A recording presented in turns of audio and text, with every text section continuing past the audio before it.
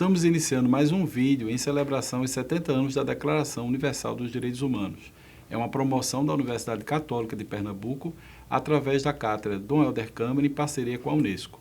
Nesta oportunidade estaremos entrevistando a professora doutora, advogada Tereza Nóbrega, que como professora de várias gerações nos cursos jurídicos da Universidade Católica de Pernambuco, formou um legado do magistério do direito em compromisso com os direitos humanos.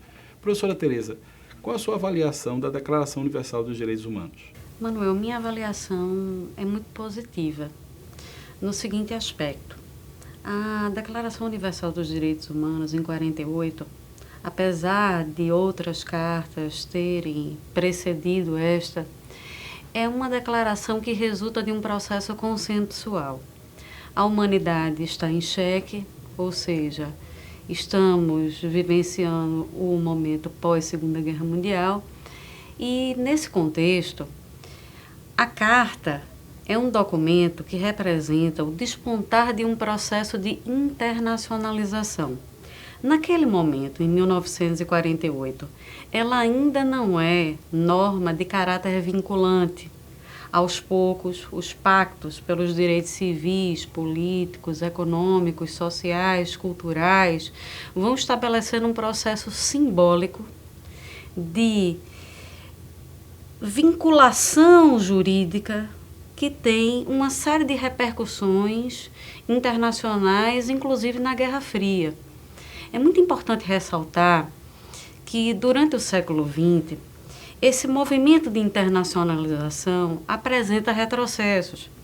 Nós sabemos que o Conselho de Segurança da ONU autorizou o lançamento de bombas que desumanizaram o processo construído com a Carta. Nós sabemos que, em nome do Estado laico, mulheres muçulmanas foram humilhadas. Então, apesar de minha avaliação ser positiva, a gente tem que levar em consideração a existência de aspectos negativos. Mas eu acredito que esse processo de internacionalização foi positivo num ponto que nos coloca à frente de nossos antepassados, que é o processo de construção de uma comunidade internacional. E de uma comunidade internacional que está vivenciando o desafio de uma reengenharia da violência. A gente não está falando dessa reengenharia da violência especificamente no Brasil. A gente está falando de uma reengenharia da violência dentro de uma perspectiva internacional, tão afirmada na voz do Papa Francisco, e é nesse contexto que eu me posiciono.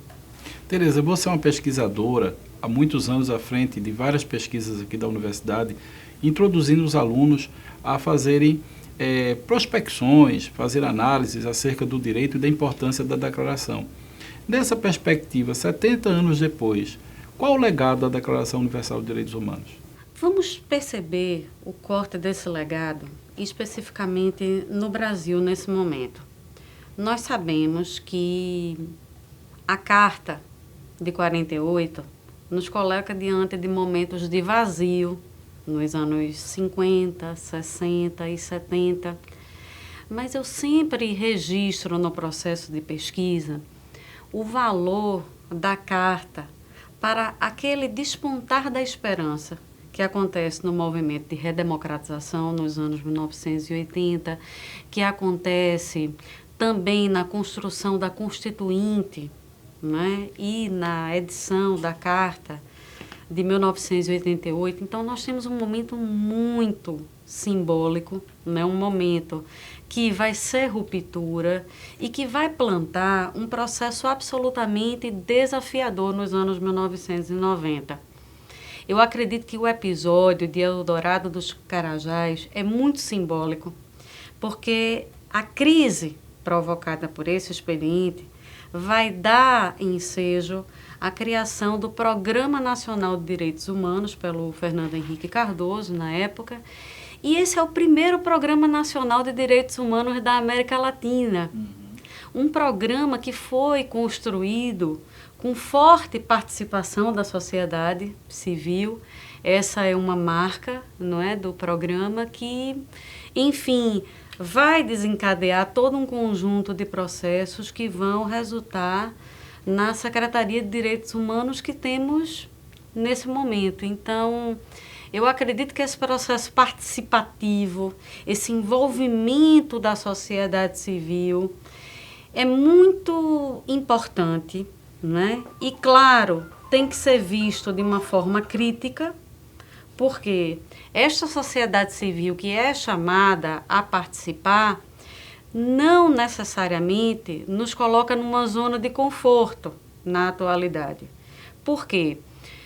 Em virtude do fato de que esta nossa sociedade civil organizada, no Brasil, apresenta fortes problemas de sustentabilidade.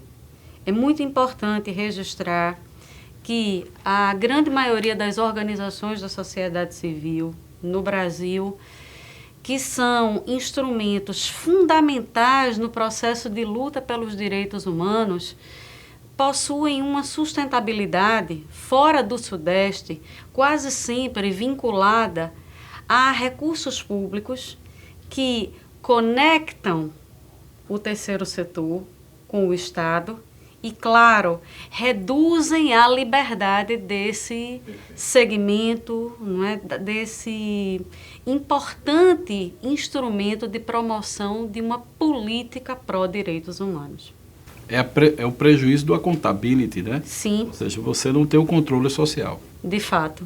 E nessa perspectiva, o que é que você imagina para o futuro? Qual o desafio da Declaração Universal de Direitos Humanos, você como pensadora, como intelectual que atua nesse campo do direito, né, e que formula essa visão mais ampla do direito administrativo e das pesquisas que você constrói? Eu acredito que o grande desafio do nosso futuro é reinventar a luta. Os direitos humanos nos remetem a um processo de luta que se apresenta num espaço cheio de ganhos e perdas. É notório.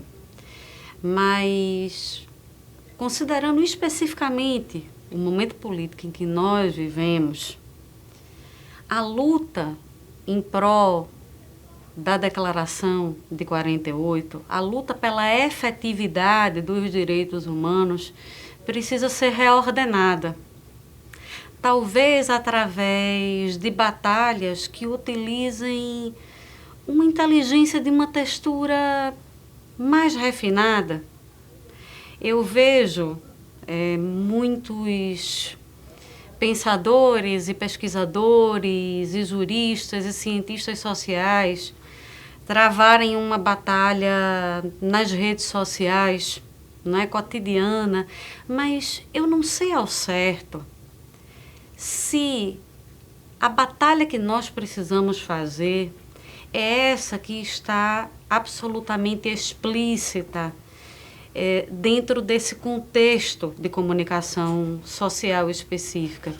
Eu sinto que nós precisamos de um processo de luta onde se concretize uma proposta de trabalho muito mais imersa do que a própria publicidade associada a este trabalho. Eu vejo que a universidade é um campo de trabalho, eu vejo que as organizações da sociedade civil, onde a Universidade Católica está inserida, é um campo fundamental. Eu vejo, claro, em todos os outros segmentos da sociedade. Eu acredito que a empresa tem uma responsabilidade social que está associada a essa luta. Eu acredito que o terceiro setor tem o seu papel. Acredito que nós vamos agora viver uma retomada de uma batalha de enfrentamento ao Estado, como a batalha que tivemos, por exemplo, durante a ditadura militar. Eu acho que é a reconstrução de uma batalha, mas de uma batalha que precisa ser repensada e muito redesenhada, rediscutida, e nós estamos num espaço que favorece tudo isso. Então, se me perguntam qual é o futuro dos direitos humanos, eu sempre refiro que estamos diante de uma luta. E isso é tudo, a luta, a continuidade desse processo que é absolutamente humano, de batalhar pela sua humanidade. Tereza, você expressa essa humanidade na sala de aula através dos alunos que se tornam, a partir do seu trabalho, uma referência. Que mensagem, então, você deixa para as mulheres nesse contexto de tão grave violação que passa, né, a luta pela afirmação de gênero, pelo direito, né, de igualdade, dentro dessa relação tão desigual que as pesquisas têm mostrado, né, que tem aumentado no Brasil? Manuel, é com muita sentimentalidade que eu respondo essa pergunta, porque eu costumo referir cotidianamente que cada menina que nós encontramos aqui no curso de Direito e que se liberta através do conhecimento e que se liberta através de um processo que agrega o conhecimento, a sua sustentabilidade individual, mas também a uma batalha, não é?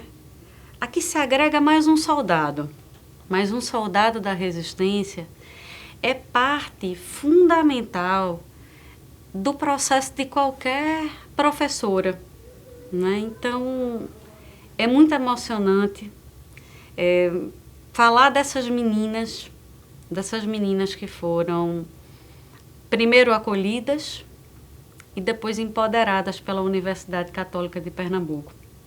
Muitas delas eu tenho como filhas, tenho a felicidade de tutoriar numa perspectiva mais tão próxima, mas tão íntima, e isso me traz tanto prazer, a oportunidade de desenvolver essa maternidade paralela à construção de uma feminista de 9 anos que eu tenho na minha casa, não é, parida de meu ventre. Então, é absolutamente,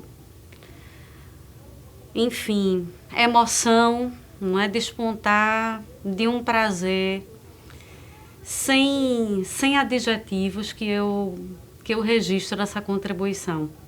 Ok, Tereza, muito obrigado por sua contribuição e disponibilidade de estar aqui conosco nessa participação tão especial para esse projeto de 70 anos da Declaração Universal dos Direitos Humanos. Muito obrigado. Eu que agradeço.